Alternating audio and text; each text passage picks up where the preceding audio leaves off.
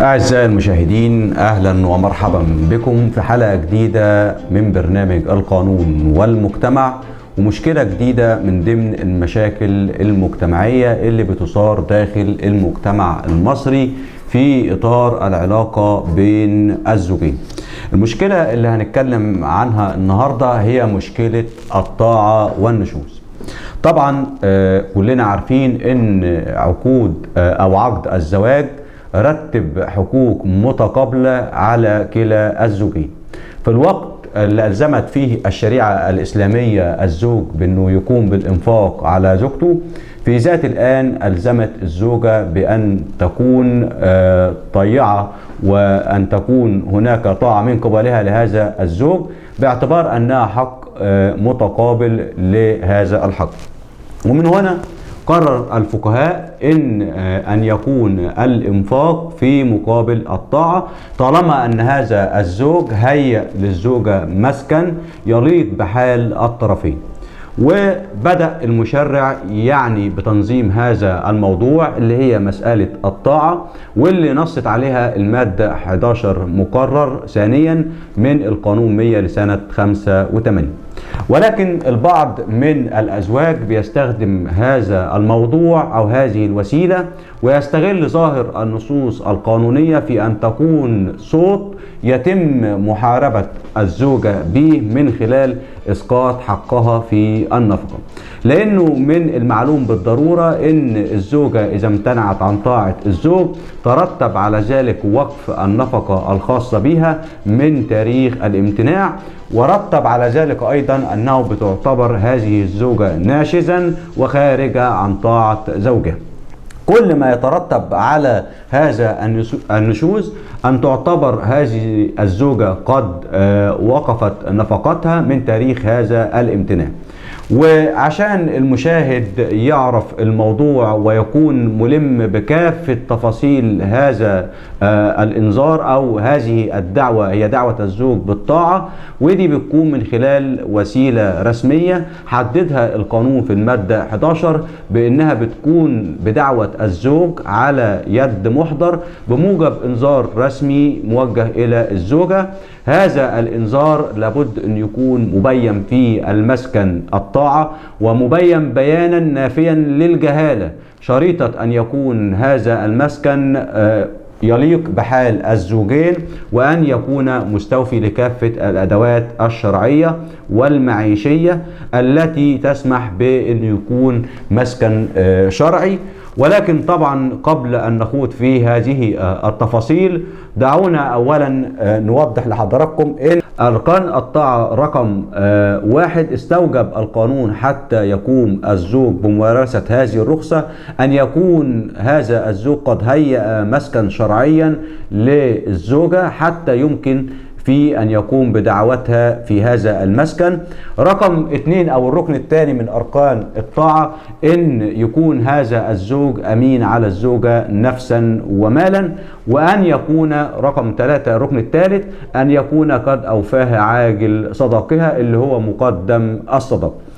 طبعا المادة 11 مقرر ثانيا من القانون 100 سنة 85 قالت انه اذا امتنعت الزوجة عن طاعة الزوج دون حق فتوقف نفقة الزوجة، وده بيكون من تاريخ الامتناع، وهي بتعتبر ممتنعة اذا لم تعد لمنزل الزوجية بعد دعوة الزوج إياها على يد محضر لشخصها أو من ينوب عنها، وعليه أن يبين في هذا الإعلان المسكن.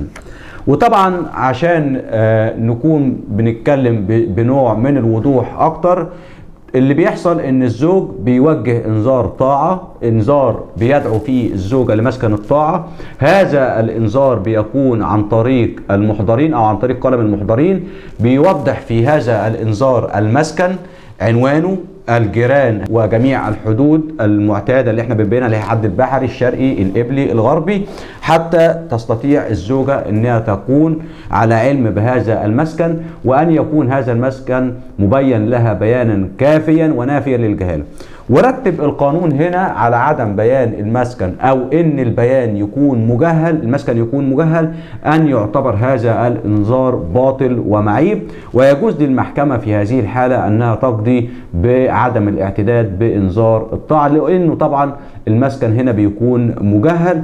لا يمكن حتى النهارده ان الزوجة تتمكن من انها تبدي اعتراض او عدم اعتراض، لان المسكن طبعا في الحالة دي بيكون مجهل. النقطة الثانية، يجب على الزوج أن يكون هذا المسكن معد وصالح للسكنة في كافة الأدوات الشرعية من أساسات، مسكن يليق بحال الزوجين، لأن طبعا لا يستقيم أن واحد النهاردة يكون دخله ألوف أو بيتجاوز 10,000 ويجي ياخد شقة مثلا أقل من الحالة أو لا تليق بهم اجتماعيا وماديا بغرض الإذلال أو بغرض الكيد لهذه الزوجة. وهنا استكمالا لباقي النص، هنلاقي ان القانون في ذات السياق اوجب ان هذا الاعلان او هذا الانذار وحرصا وضمانة لحقوق هذه الزوجة، اوجب ان يكون هذا الاعلان اما لشخص الزوجة، يعني تقوم هي باستلام هذا الاعلان بشخصها ويكون موجه لها بشخصها وتوقع عليه بشخصها، واما ان يكون هذا الاعلان لمن ينوب عنها، يعني يوقع عليه اي حد من ينوب عنها سواء وكيل قانوني او اي حد من اهليته. وطبعا القانون في ظل استمراره وللحفاظ على حقوق هذه الزوجة أعطاها الخيارين. الخيار الأول إما إنها تعترض على هذا الإنذار وتقول لا أنا مش هبدأ أو مش هتوجه لهذا المسكن لأسباب، وإما إنها تلبي هذه الدعوة وتعود لمنزل الزوجية. وفي الحالة دي القانون منح الزوجة مدة وهي مدة 30 يوم.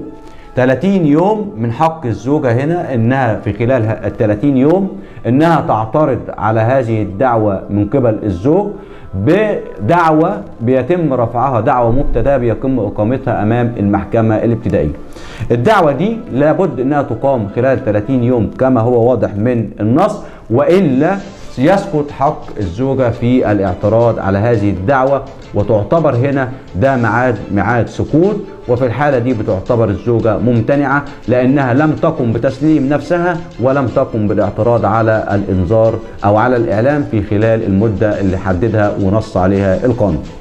الاعتراض معلوم ان الاعتراض بيكون اما اعتراض على شخص الزوج زي عدم الامان على الزوجه نفسا او انه غير امين عليها مالا او على مالها، واما ان يكون الاعتراض منصب على المسكن في ذاته، ولذلك القانون قال ان لابد ان يكون المسكن مبين بيانا كافيا ونافيا للجهاله حتى تتمكن هذه الزوجة من إبداء كافة اعتراضاتها أو أوجه اعتراضها الشرعية التي تستند إليه.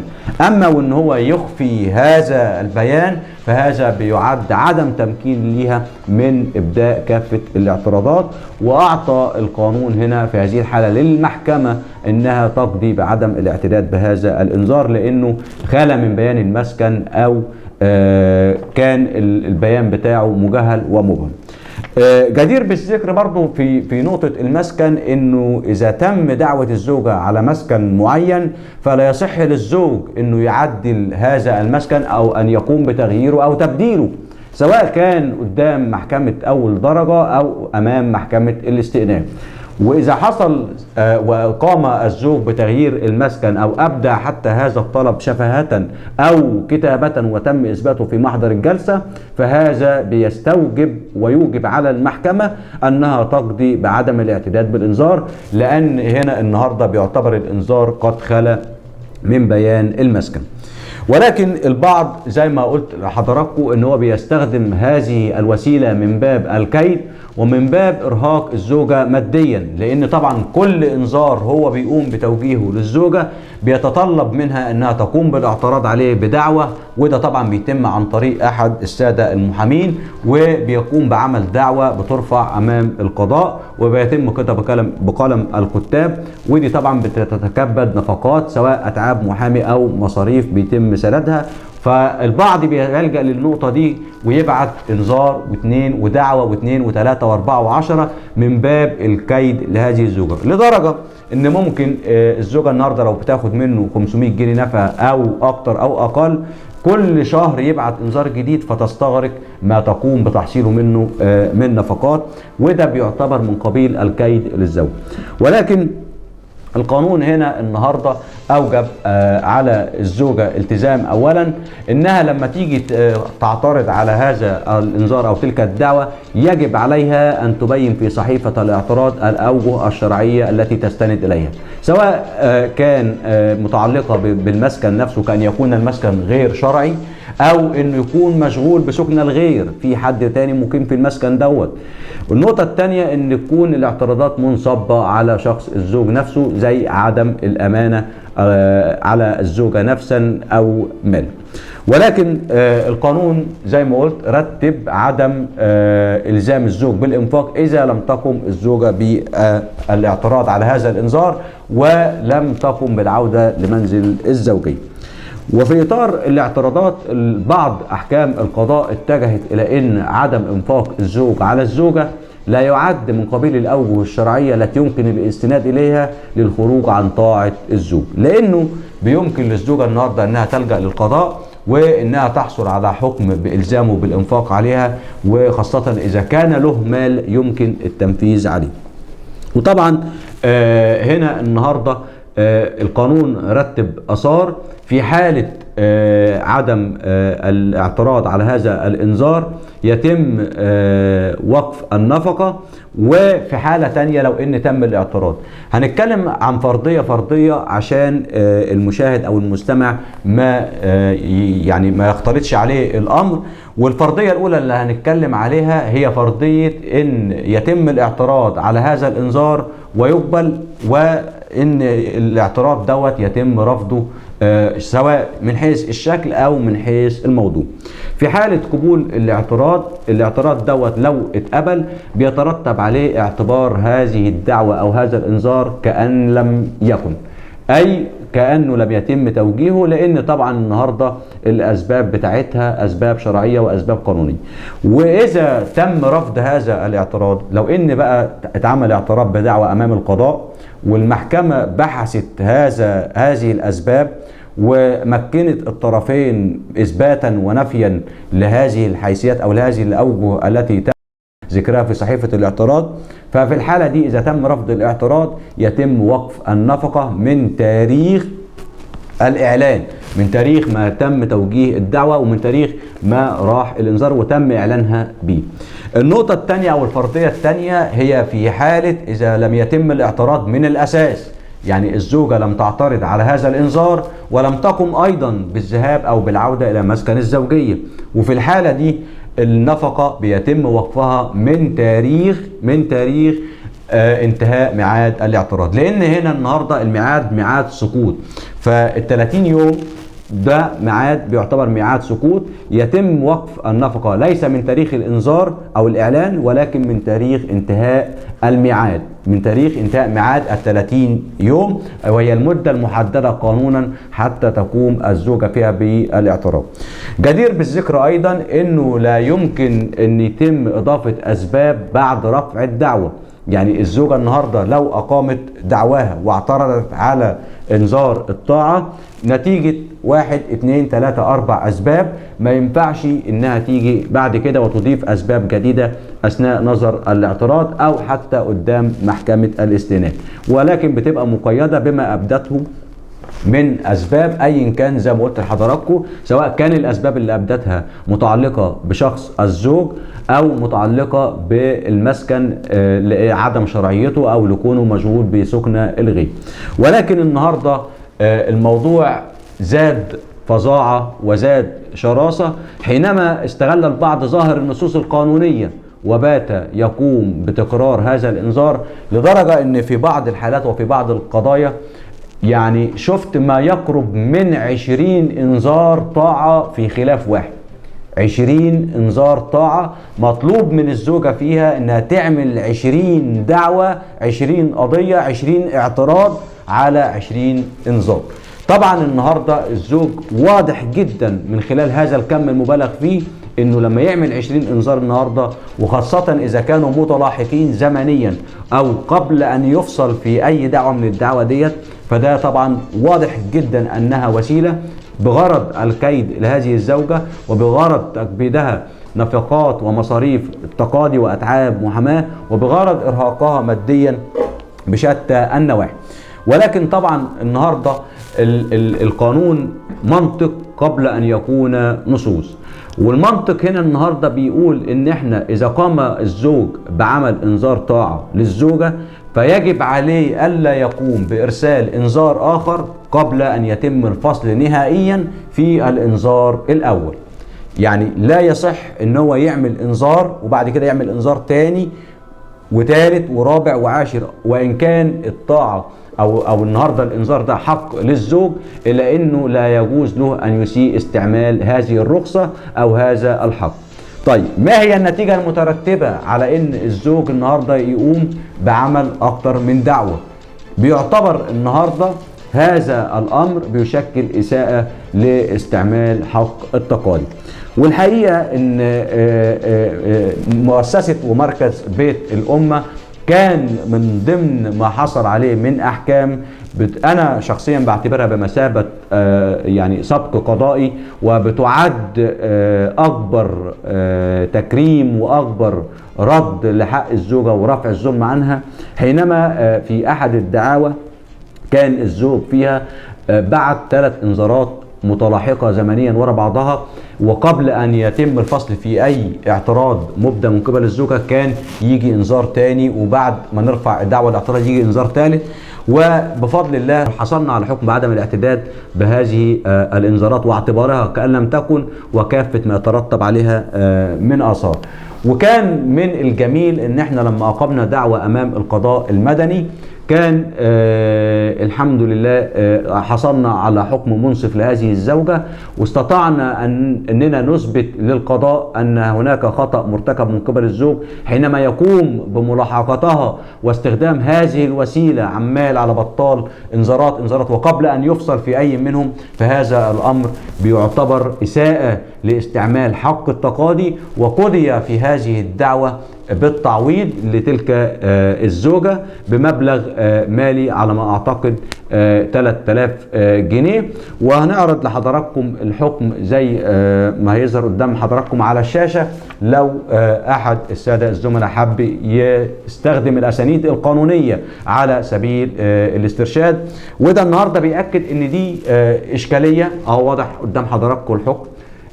يعني المبلغ هستأذنك بس يا خالد تجيب الصفحة الأخيرة كده، في هنبص على المنطوق زي ما واضح قدام حضراتكم. فلهذه الأسباب حكمت المحكمة بإلزام المدعي عليه بمبلغ 3000 جنيه، وده كان المحكمة اعتبرته من قبيل التعويض المادي عن ما قامت الزوجة برفعه من دعاوى اعتراضات نتيجة هذا التكرار.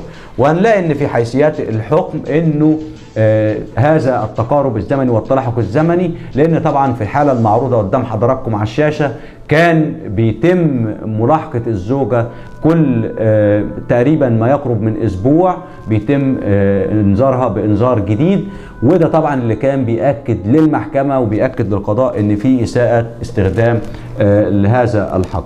طبعا بنخرج من الموضوع ككل ان الطاعة حق للزوج، من حق الزوج ان يطلب زوجته في مسكن الطاعة، من حقه ان يوجه لها انذار، ولكن هذه الطاعة لها شروط. الشرط الاول كما ذكرت ان يكون هناك مسكنا شرعيا ليتم دعوة الزوجة فيه. النقطة الثانية أن يكون الزوج قد وفى هذه الزوجة وأوفاها عاجل صداقها اللي هو مقدم الصداق. النقطة الثالثة والركن الثالث أنه يجب أن يكون هذا الزوج أمين على الزوجة نفسا ومالا، أمين عليها نفسا ومالا. ويعد من قبيل عدم الأمانة على المال قيام الزوج بتبديد المنقولات الزوجية المملوكة للزوجة ولكن يشترط هنا حتى يكون الحكم الصادر أو حتى يكون هناك دليل على ذلك أن تقدم الزوجة البينة، سواء بحكم قضائي زي الأحكام اللي بيحصل عليها البعض، أحكام تبديد المنقولات، ولكن عشان استند لحكم جنائي كما هو معلوم طبقا للقانون يجب أن يكون هذا الحكم حكم نهائي وبات، حكم نهائي وبات حتى يحوز الحجية أمام القاضي المدني. ولكن قانون الأحوال الشخصية نص على أن البينة طبعا في مسائل الأحوال الشخصية وتحديدا في إثبات ونفي أوجه المضرة وأوجه الاعتراض في هذه الحالة يجب أن تكون بينة أصلية وليست بينة سمعية. يعني أن يكون الشاهد قد حضر الواقعة بأم عينه وأن يكون شاهدها بنفسه وليس مجرد تسامع أو تناقل كما بيحدث في بعض الحالات. لأن الشهادة هنا طبعا شهادة الشهود لو سمعية لا يؤخذ بها خاصة في إثبات ونفي أوجه الاعتراض الشرعية، ولكن يجب أن تكون شهادة أصلية حسبما نص القانون. وهنا طبعا في حالة ان الشهادة بتكون سمعية بيترتب على ذلك كما هو معلوم ان الاعتراض بيتم رفضه، لان الزوجة بتعتبر في هذه الحالة لم تقدم البينة التي أوجبها القانون، لأن الشهادة هنا كانت شهادة الشهود شهادة سماعية بعكس ما تطلب القانون. أما لو كانت الشهادة هنا شهادة بينة أصلية وتم إحضار شهود واستطاعت الزوجة أن تثبت أوجه اعتراضها سواء فيما يتعلق بالمسكن أو ما يتعلق بشخص الزوج وعدم أمانته، ففي هذه الحالة بيتم قبول دعواها وبيتم الحكم لها بعدم الاعتداد بهذا الانذار. جدير بالذكر طبعا ان وقف النفقه، وطبعا البعض بيتخض جدا وبيستغرب يا ناشز ونشوز يعني طبعا مساله زي ديت يمكن انا كنت بتكلم في احد المرات وقلت ان آية النشوز يعني لم تذكر صراحة المرأة الناشز ولم تتحدث عن المرأة الناشز، ولكن الآية كانت صريحة حينما قال المولى عز وجل واللاتي تخافون نشوزهن. ويمكن أنا قلت إن دي لفتة من القرآن الكريم في هذه الآية إن المرأة يجب ألا تكون ناشز وأنها أنبل وأكرم من أن يطلق عليها هذا اللقب، ولكن البعض بيتصور كما يعني بيتم ترديد بعض الأقاويل إن المرأة إذا كانت نشيزا تسقط جميع حقوقها الشرعية ولا تأخذ قائمة منقولاتها ولا تسترد أي حقوق من حقوقها، ولكن هذا المفهوم الدارج هو مفهوم غير صحيح لدى عامة الناس، ومن خلال هذا البرنامج بيتم تصحيحه في إن النشوز غاية ما هنالك هو أثر مترتب على عدم قبول دعوة الزوج بالطاعة، سواء هي اعترضت وترفض الاعتراف بتاعها أو لم تلبي الدعوة من الأساس ولم تعترض من الأساس. في الحالتين بيترتب على ذلك أنها بتعتبر ناشز. النشوز هنا النهاردة يعني بيتم وقف نفقة الزوجة، وقلت إن تاريخ وقف النفقة بيختلف ما بين إذا كانت الزوجة اعترضت أو لم تعترض. إذا ما اعترضتش الزوجة في الحالة دي الزوج بيستطيع إن هو يلجأ لقلم الكتاب وبيجيب شهادة سلبية بأن الزوجة لم تعترض في خلال المدة القانونية. طبعا الشهادة دي لا يمكن أنه يحصل عليها إلا بعد مرور 30 يوم على الإعلان، وفي الحالة دي بيجيب الشهادة وبيبدأ يرفع دعوة اسمها دعوة نشوز وبيطالب فيها بوقف نفقة الزوجة من تاريخ الإعلان وحتى أن تقلع عن معصية النشوز.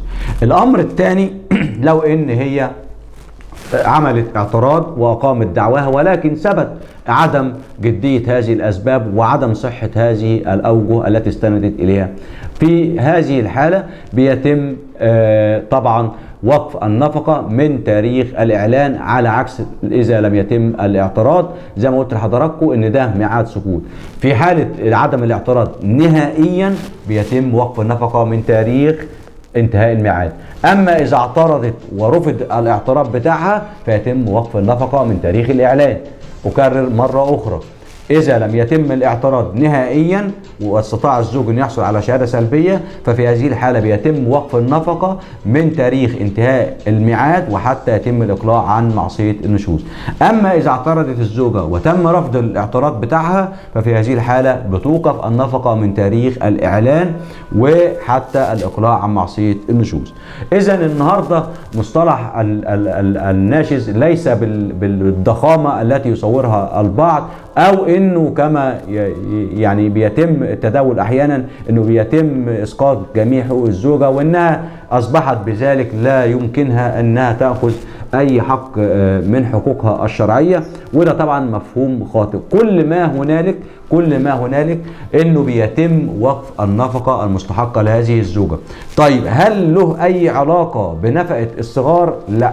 هل لو ان الزوجه دي معاها حكم نفقه وجاء الزوج بعد انذار طاعه ومن تاريخه اصبحت ناشز او لم تلبي دعوته، هل يسقط حقها في النفقه السابقه؟ بطبيعه الحال لا. النشوز يرتب اثره من تاريخ الاعلان ومن تاريخ بدايه النشوز وحتى الاقلاع عن هذه المعصيه، وده طبعا بيتم بدعوى ايضا. يعني بعد الزوجه إذا ما شاءت أنها توقف أو أن تخرج من هذه الحالة، بتقوم برفع دعوة وإقامة دعوة أمام القضاء اسمها دعوة الإقلاع عن معصية النشوز. وفي الحالة دي بتذهب إلى مسكن الزوجية وبتثبت الكلام ده، وطبعا القانون أباح لها إثبات ذلك بكافة طرق الإثبات بما فيها البينة وشهادة الشهود في إن هي تثبت إنها عادت لمسكن الزوجية وأنها قامت بتلبية الدعوة. في هذه الحالة بيتم إلغاء حكم النشوز وإسقاط النفقة، وبترجع تاني تصرف كافة المستحقات اللي ليها وبذات الحكم ودون الحاجة إلى إن هي ترفع دعوة جديدة أو إن هي يتم فرض جديد ليها. ناخد فاصل ونرجع لحضراتكم تاني.